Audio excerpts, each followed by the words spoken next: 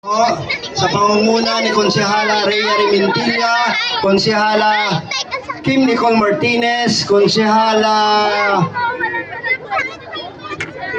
Connie Cata, Konsehal Pording Bascardo, Konsehal Santi Avila, kay Konsehala Angelo Salamat, sa ating SK Chairwoman Bianca Maya, sa lahat ng kanyang SK Kagawad, sa lahat po ng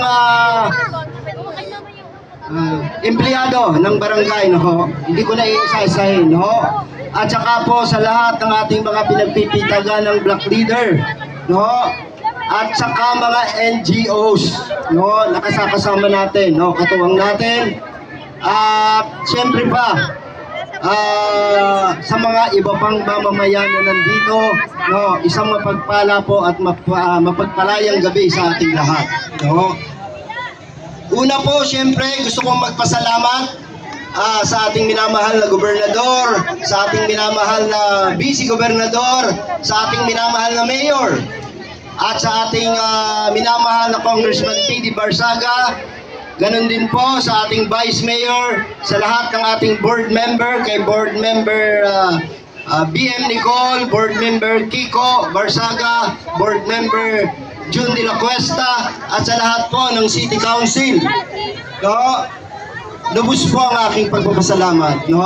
Ganon din po sa ating mga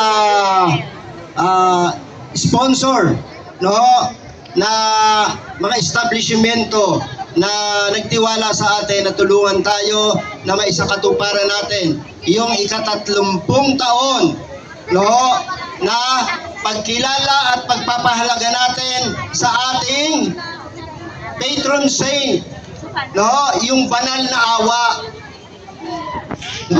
Yan po ang nagpapanalo sa akin. Kaya hinihikayat ko po kayo, isama niyo po siya sa buhay niyo. Kung may problema tayo, idulog po niyo sa kanya.